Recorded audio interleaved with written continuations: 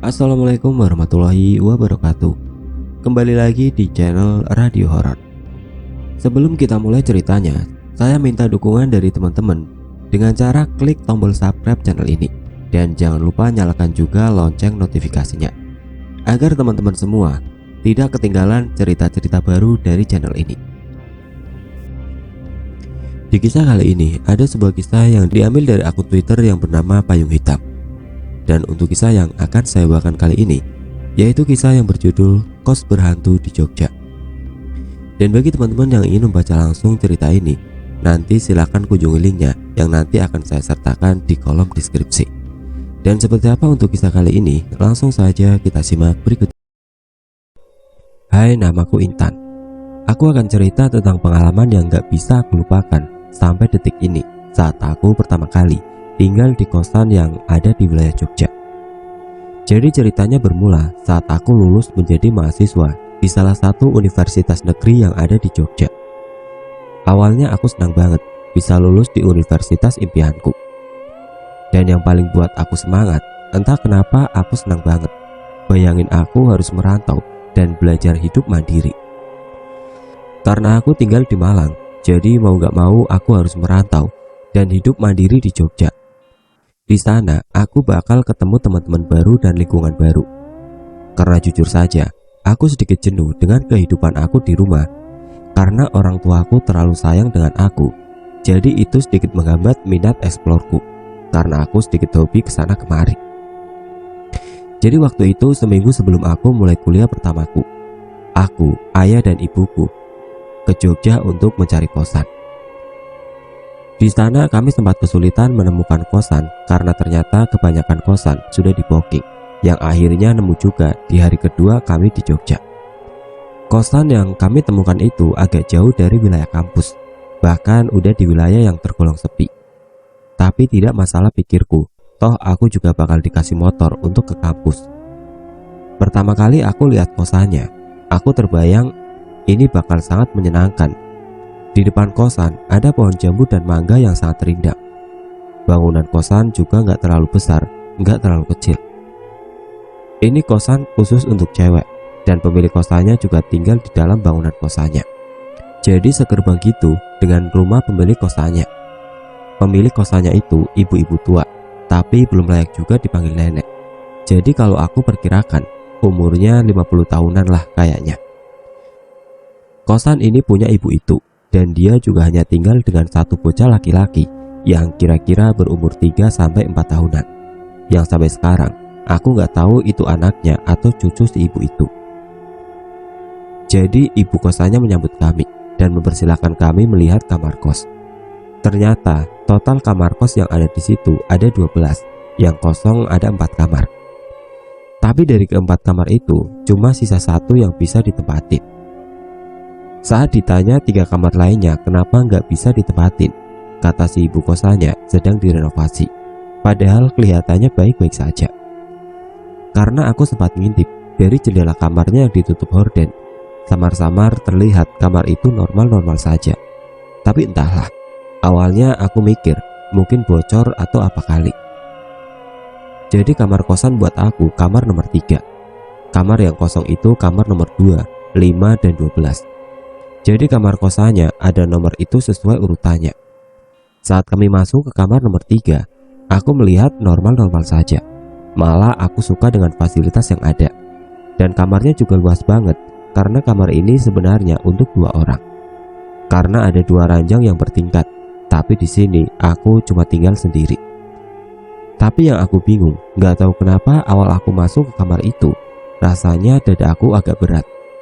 Dari awal aku sempat mikir soal itu, tapi aku cuma mikir aja, gak menanyakan dan menceritakan ke ibu. Karena sepertinya akan sedikit lebay kalau aku ceritakan, karena itu hal kecil banget. Awalnya aku mikir kayak gitu. Dan itulah aku sesalin kenapa tidak mau menceritakan dari awal ke ibu dan ayahku. Ya udah, itu hanya penjelasan. Jadi hari itu kami balik ke penginapan, lalu balik ke Malang. Seminggu kemudian di hari Minggu, sehari sebelum aku masuk kuliah pertamaku, aku balik lagi ke Jogja dan meninggalkan ibu ayah di Malang. Itu adalah pertama kalinya aku pergi jauh sendiri dan merantau. Singkat cerita, saat aku sampai di Jogja, tepatnya di kosan, itu Minggu sore, aku langsung disapa dengan salah satu anak kosan lain yang saat itu sedang bersih-bersih. "Hai Mbak, baru ya?" "Iya Mbak, aku baru." "Oh, kenalin, nama aku Intan." "Aku Dita Mbak, baru masuk kuliah ya?" Di situ kami ngobrol-ngobrol sedikit. Ternyata si Dita kuliah di universitas yang sama denganku, tapi beda fakultas dan angkatan. Dita ternyata angkatan 2016. Di situ aku juga pamit mau masuk ke dalam kos, tapi Dita sempat nawarin untuk main atau sekedar ngobrol-ngobrol ke kosannya. Syukur pikirku, baru sampai aja aku langsung punya temen, karena Dita kelihatannya sangat humble dan suka cerita. Ya udah, aku masuk ke dalam kos. Lagi-lagi pas aku buka pintu dan masuk, nggak tahu kenapa aku ngerasa dada aku sesak lagi. Sebelumnya aku nggak pernah kayak gini. Tapi aku nggak terlalu menghiraukan, karena tubuhku yang pegel dan pengen rebahan itu lebih menonjol dari yang aku rasakan. Sampai nggak berasa aku ketiduran beberapa jam. Lalu aku terbangun karena panik. Di sini sampai sekarang aku nggak tahu itu mimpi atau nyata yang aku dengar. Karena yang aku rasakan, aku terbangun karena mendengar keramaian di sekitarku, yang seolah aku tidur di tengah-tengah keramaian pasar. Dan itu terjadi di kamarku. Saat aku bangun, semuanya hening. Tapi itu rasanya nyata banget. Tapi aku selalu berusaha mikir kalau itu hanya mimpi. Mungkin karena aku terlalu kelelahan di hari itu. Karena sekujur tubuhku dipenuhi keringat saat tidur, aku langsung mandi. Saat sedang mandi juga, aku masih kepikiran soal mimpi itu. Apakah itu mimpi atau nyata yang aku dengar? Ya udah, setelah mandi aku sholat maghrib dan duduk termenung karena sesak dada aku makin berasa berat. Dari termenung hingga panik, yang aku juga nggak tahu kenapa aku bisa panik sendiri di kamar ini. Semakin lama rasanya semakin aneh, karena sesak yang aku rasakan itu sepertinya di kamar ini penuh dengan orang-orang, sesak, panas dan pengap. Padahal AC sudah aku nyalakan yang paling dingin, dan di kulit juga rasanya dingin, tapi di dalam rasanya panas. Akhirnya aku keluar memberanikan diri. Aku main ke kamarnya Kak Dita, padahal baru kenal. Di situ aku nggak cerita soal itu. Aku cuma ngobrol soal hal lain aja untuk menenangkan pikiranku dari sesuatu yang aku juga tidak tahu. Karena anehnya di kamar Kak Dita semuanya normal. Aku berasa lebih lega di kamarnya. Sampai aku berharap Kak Dita basa-basi untuk nawar aku nginep di kosannya. Tapi aku malu buat minta nginep. Tapi sayangnya Kak Dita nggak nawarin dong. Ya udah, malam itu kami cuma cerita aja. Di situ Kak Dita cerita soal keseruan kampus. Dan aku sempat menanya juga soal kenyamanan tinggal di kosan ini. Katanya kosan kami itu nyaman banget karena lingkungannya yang ada di pinggiran kota yang cenderung tenang dan sepi. Karena jarak sekitar 300 meter baru ada beberapa warung makanan. Dan Kak Dita juga cerita anak kosan di kamar lain juga baik-baik kok, tapi cenderung menjaga privasi, tapi semuanya murah senyum. Tapi di antaranya ada beberapa yang bukan mahasiswa karena sudah bekerja. Aku juga belum pernah ketemu mereka karena mereka kelihatannya hanya di kamar masing-masing. Saat kami sedang cerita, aku kaget ngelihat bocah yang sedang mengintip di pintu kamar Kak Dita yang setengah terbuka. Kata Kak Dita, adik itu namanya Oki. Dia bocah manis, tapi sayangnya ada sedikit kelainan. Dia bisu dan tuli. Tapi setelah setahun Kak Dita tinggal di kosan itu, dia juga ternyata nggak tahu di Oki anaknya ibu kos atau cucunya. Karena ibu kosnya sangat dingin dan selalu menghindar untuk berinteraksi dengan mereka. Kalaupun ngobrol, hanya ngobrol yang penting-penting saja. Mungkin karena itu Kak Dita tidak pernah tahu asal-usul si adik Oki yang manis itu. Adik itu juga udah biasa seperti itu.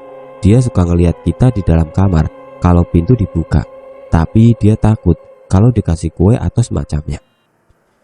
Dia cuma suka ngelihat sambil ngintip aja kok, dan mondar-mandir di halaman kosan, karena rumah ibu kos ada di dalam pagar kosan. Lalu setelah kami ngobrol panjang lebar, waktu juga udah sekitaran jam 22.30, aku balik ke kamar karena emang sudah sedikit ngantuk. Tapi saat aku mau buka pintu kamarku, gak tahu kenapa, selalu perasaan takut dan gelisah itu balik lagi. Tapi aku juga gak tahu aku gelisah dan panik karena apa. Itulah yang aku rasakan saat hendak mau buka pintu dan masuk. Tapi apa boleh buat, Kak Dita tidak menawar aku nginap. Aku gak berani untuk menerobos privasi orang lain. Jadi aku masuk ke kamar. Dan lagi-lagi, perlahan dada aku sesak dan semakin sesak. Aku duduk di ranjang sambil merenungkan, kenapa aku tidak nyaman di sini, padahal baru sehari tinggal di sini. Ya udah, aku melawan rasa aneh itu dan aku mencoba tidur. Tapi sebelum tidur, aku main HP sekedar ngelihat aktivitas di Instagram aja, untuk sedikit menenangkan rasa aneh yang aku rasakan. Saat aku mulai sedikit tenang, sambil megang HP, aku pun hampir tertidur. Tiba-tiba, cekrek, bunyi gagang pintu kamarku yang buat aku kaget karena seperti ada yang mau membuka pintu. Di sini aku diam dan bingung, mikir itu apa dan siapa. Aku coba manggil Kak Dita, mungkin aja Kak Dita yang mau masuk. Kak Dita, kakak di situ? Gak ada jawaban sama sekali. Di sini aku udah mikir yang aneh-aneh, jadi aku gak berani buat ngecek. Tapi aku cuma diam, bingung dan mikir sambil ketakutan. Dada aku masih berat dan panas, tapi ujung kakiku rasanya dingin. Aku juga bingung dan gak tahu kenapa rasanya aneh begini. Sambil ketakutan dan sama sekali tidak nyaman, aku tetap berusaha tidur sambil terus berdoa dan menutup mata. Hingga aku sadar terbangun, mendengar suara motor yang ternyata suara teman-teman lain yang sedang manasin motor karena mau berangkat ke kampus, karena jam sudah menunjukkan hampir jam 7 pagi. Aku buru-buru mandi siap-siap untuk ke kampus. Singkat cerita, jam 5 sore aku sampai di kos.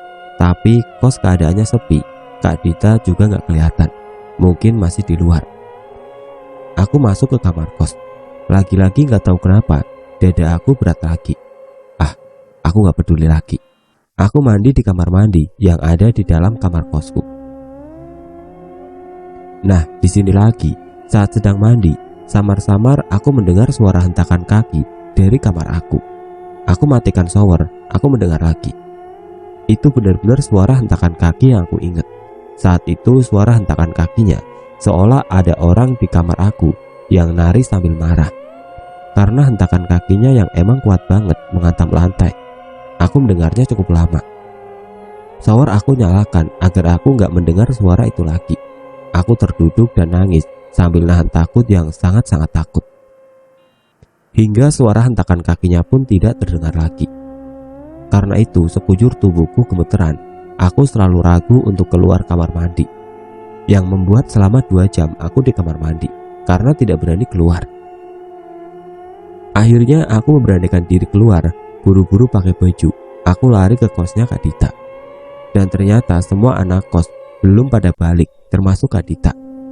Tanpa pikir panjang, aku lari ke rumah ibu kos yang berada di belakang kosan kami. Aku mengetuk pintu dengan rasa panik. Tok tok tok. Bu, assalamualaikum bu. Tapi sayangnya tidak ada respon. Aku coba mengintip dari jendela apakah ada orang atau tidak. Saat aku ngintip, aku melihat ibu kos duduk di lantai dengan gaya duduk orang Jepang, sedang makan di lesehan. Duduknya menghadap TV, tapi TV-nya sedang tidak nyala. Aku hanya melihatnya dari belakang. Aku coba panggil, tapi tidak ada respon sama sekali. Bahkan sampai setengah jam aku memanggil, tetap tidak ada respon. Dan ibu itu juga tetap diam, hanya duduk seperti itu. Berkali-kali aku nyupit tanganku sambil bodohnya aku berharap ini hanya mimpi. Tapi ini memang kenyataan. Hari sudah gelap, aku cuma duduk di kursi depan rumah ibu kos. Aku takut ke kos. Niatnya aku nunggu Kak Dita pulang di sini. Tapi sialnya, karena terburu-buru keluar kos tadi, aku lupa membawa HP. Perlahan aku jalan balik ke kosan sambil ngintip kosan, dan aku melihat Oki yang sedang ngintip ke dalam kosku. Ya Tuhan, aku juga lupa menutup pintu kamar kosku. Sedikit tenang karena ada Deoki. Aku jalan, tapi anehnya aku melihat Deoki ngintip ke dalam kamar kosku, seperti melihat sesuatu sambil tersenyum. Aku coba panggil, "Halo Dek, halo." Masih belum ada respon. "Halo Dek." Oh, aku lupa. Aku coba sentuh pundaknya. Dia kaget melihat aku sampai nangis dan lari ke rumahnya. Yang aku pikirkan, Deoki melihat apa di dalam. Kenapa dia tersenyum dan kaget melihat aku ada di belakangnya. Di sini aku pergi dengan motor sendiri untuk makan. Karena udah sangat ketakutan, aku pergi makan ke pusat kota dan memilih tempat yang ramai. Aku makan, setelah itu aku menelpon ibuku, menceritakan soal apa yang aku alami. Ibuku tidak percaya sama sekali. Karena dia hanya menganggap aku terlalu manja, tidak bisa jauh dari orang tua. Dia hanya menasihatiku untuk menjadi mandiri di sini. Lalu aku coba menelpon Kak Dita. Ternyata Kak Dita sedang ada acara komunitasnya dan katanya jam 10 akan baru tiba di kos. Saat itu masih jam setengah 9. Aku menunggu Kak Dita ada di kos, barulah aku berani pulang. Singkat cerita, hampir jam 11 Kak Dita baru ngabarin kalau dia baru tiba di kos. Aku pun balik. Aku menceritakan semuanya, tapi lagi-lagi respon Kak Dita seperti tidak percaya. Dia hanya merespon dengan candaan. Aku pun hanya tersenyum tipis merespon candaannya. Aku ngerti kenapa orang-orang tidak percaya. Karena sebelumnya aku juga sering tidak percaya atau pura-pura percaya saat teman atau siapapun yang menceritakan hal seperti ini. Dari sini aku memilih diam. Yang penting Kak Dita tetap bersamaku. Tapi aku sempat minta nginep. "Kak, maaf ini aku nginep di sini ya." "Boleh kok, tapi di sini ranjang cuma 1 Tan." "Ya udah, gini aja. Karena kakak juga belum pernah ke kamarnya Intan, kita tidur di situ aja. Kan di kamar Intan double ranjang, gimana?" "Iya Kak, nggak apa-apa." "Ya udah, kakak mandi dulu ya. Ntar kakak nyusul ke kamar Intan ya." "Nggak apa-apa Kak, aku nunggu di sini aja Kak." Singkat cerita, setelah Kak Dita mandi, kami ke kamarku. Lagi-lagi setiap aku masuk di kamar ini, aku selalu dada aku berat lagi. Sampai kali ini udah terbiasa rasanya. Tapi aku penasaran, apakah Kak Dita juga ngerasain hal yang sama? "Kak, di kamar aku pengap ya?" "Enggak kok, biasa aja. Di sini malah lebih enak, lebih luas." "Kenapa ya? Cuma aku yang merasakannya. Aku salah apa? Kenapa cuma aku? Kenapa harus aku?" Pertanyaan itu berkali-kali terpintas di pikiranku. Seolah aku pengen protes, tapi nggak tahu dengan siapa. Tapi ya udah, Kak Dita juga tidur denganku di sini. Aku tidur di ranjang bawah, Kak Dita tidur di ranjang atas. Malam itu dada aku semakin berat, aku sulit tidur. Tapi Kak Dita udah lelap banget. Aku pun berusaha untuk tidur. Cekrek. Tiba-tiba aku tersadar terbangun. Lagi-lagi mendengar suara gagang pintu lagi yang kuat banget. Perlahan pintu terbuka dengan sendirinya. Tapi aku pun mendengar suara dengkuran Kak Dita dari atas. Aku coba panggil Kak Dita. "Kak, Kak Dita, Kak." Sepertinya Kak Dita tidur terlalu nyenyak. Aku bangun naik ke ranjang atas. Aku kaget sampai terjatuh. Ternyata Kak Dita tidak ada. Refleks aku lari ke kamar Kak Dita. Aku ketuk pintu kamar Kak Dita. Syukurnya Kak Dita terbangun dan buka pintu. Aku langsung nanya kenapa Kak Dita pindah. Ternyata Kak Dita pindah karena katanya kasur di atas gatel-gatel. Karena aku lupa mengganti spraynya. Itu memang spray dari kosan yang udah lama banget. Lalu Kak Dita pun nawarin aku buat tidur di kamarnya aja. Meskipun tidur hanya di lantai, rasanya jauh lebih lega tidur di sini. Pagi aku dibangunin Kak Dita. Singkat cerita, aku ke kampus. Selama di kampus, aku berkali-kali nelpon dengan ibuku untuk minta pindah kosan. Tapi ibuku malah menasehatiku karena menurutnya aku tidak bersyukur dengan keadaan kosan itu. Jujur ada fasilitas dan keadaan fisik kos itu udah lebih dari cukup buat aku. Malah aku bakal senang dan tenang ada di kos-kosan yang lebih sederhana, asalkan tidak ada teror mistis yang seperti aku alami di sini. Jam 17.00, aku balik dari kampus. Lagi-lagi Kak Dita belum ada di kosan. Aduh, aku panik lagi. Tapi aku coba melawan rasa takutku. Aku memberanikan diri masuk ke kamar. Aku nunggu sesuatu yang terjadi, tapi tidak ada yang terjadi. Cuma dada aku yang perlahan semakin berat. Di sini aku tidak berani mandi lagi saat malam atau menjelang maghrib. Aku rebahan di tempat tidur dan tanpa sadar aku tertidur hingga jam 20.00. Aku bangun, siap-siap untuk sholat. Setelah itu aku termenung, mikir gimana caranya orang tuaku mengizinkan aku pindah dari sini. Aku coba telepon lagi, tapi tetap tidak diizinkan. Aku mulai mikir untuk pindah secara diam-diam aja. Syukurnya aku punya sedikit tabungan yang cukup untuk membayar kosan beberapa bulan. Saat itu pikiran aku sudah bulat untuk mencari kosan. Aku coba nyari kosan yang ada di Jogja via online. Saat sedang sibuk dengan laptopku nyari kosan, yang itu aku duduk di ranjang sambil mangkuk laptop. Aku ngerasain kayak orang yang bolak-balik di dalam kamarku, dan itu berasa rame banget. Tapi aku nggak lihat apapun, nggak dengar apapun di situ. Tapi bener-bener aku ngerasain kayak ada hawa orang lain. Ini rasanya bener-bener aneh. Kalau kalian nggak tahu gimana rasanya, kalian bayangin kalau kalian sedang ada di satu ruangan dengan orang ramai. Tapi semua orangnya diam, gak bergerak dan gak bersuara, dan kalian tutup mata. Pasti kalian gak ngelihat wujudnya dan gak dengar pergerakannya kan. Tapi pasti ada semacam indera kalian yang bisa ngerasain ada orang lain di dekat kalian kan. Gitulah kira-kira rasanya. Padahal itu kamar kosku yang cuma aku sendiri. Nah, saking rasa ramenya, dada aku semakin berat. Ini persis banget yang kayak di hari pertama aku rasain. Beratnya gak kayak berat biasanya, tapi jauh lebih berat, panas dan pengap. Tapi anehnya, di kulit rasanya dingin banget, terutama di ujung kaki. Sampai sekarang aku masih merinding. Sampai sekarang aku masih merinding ingat rasa aneh ini. Dan aku masih bingung, gak tahu kenapa bisa. Lalu saat itu aku menghubungi salah satu teman baru aku di kampus, namanya Felin. Padahal baru kenal tadi siang. Aku coba nelpon Felin, minta nginep di kosannya.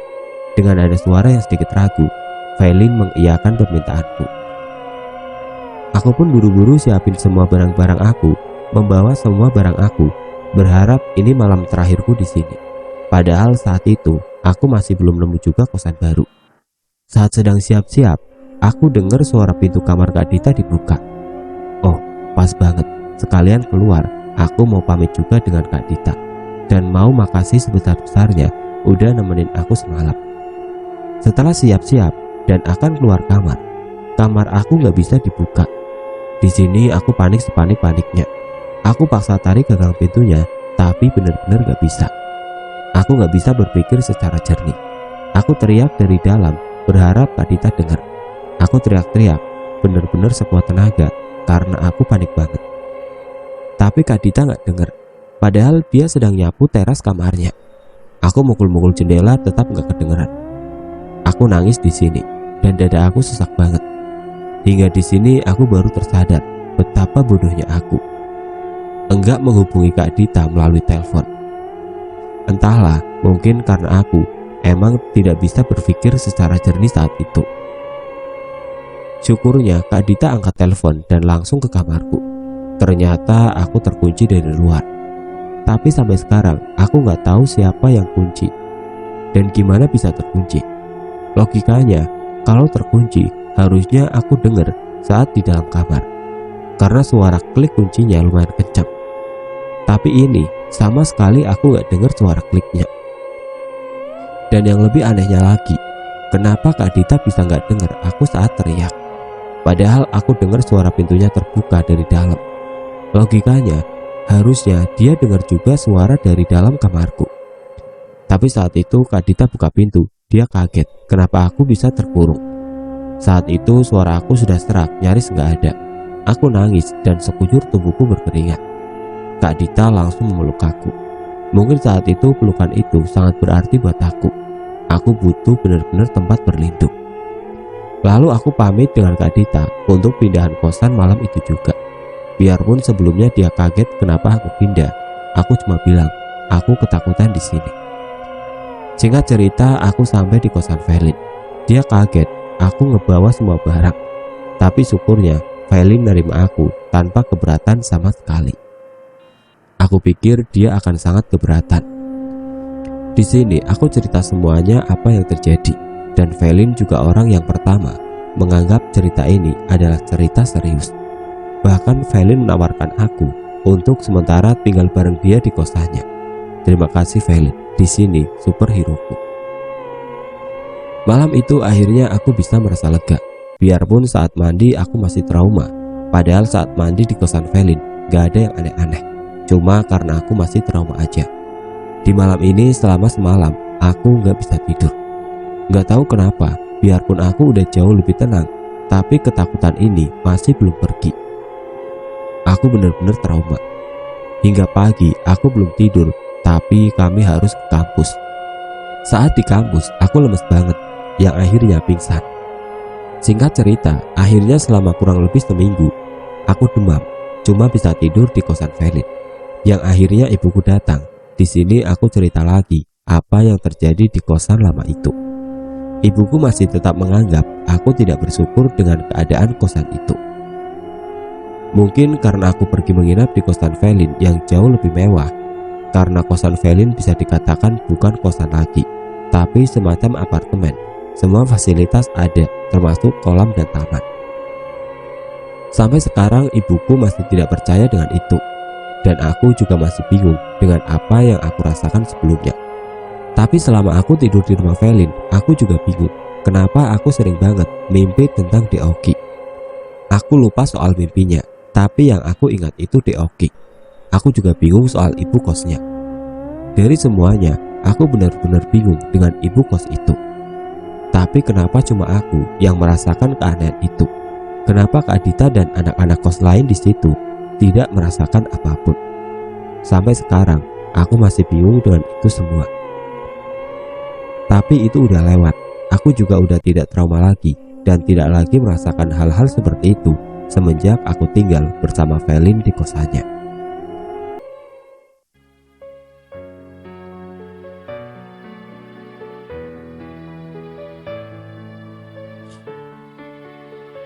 Oke teman-teman, seperti itulah akhir dari kisah ini. Bagaimana menurut kalian tentang kisah ini? Tulis komentar kalian di kolom komentar. Dan bagi teman-teman yang baru bergabung, jangan lupa untuk like, komen, share, serta subscribe channel ini. Dan nantikan kisah-kisah horor berikutnya tetap di channel Radio Horor. Wassalamualaikum warahmatullahi wabarakatuh.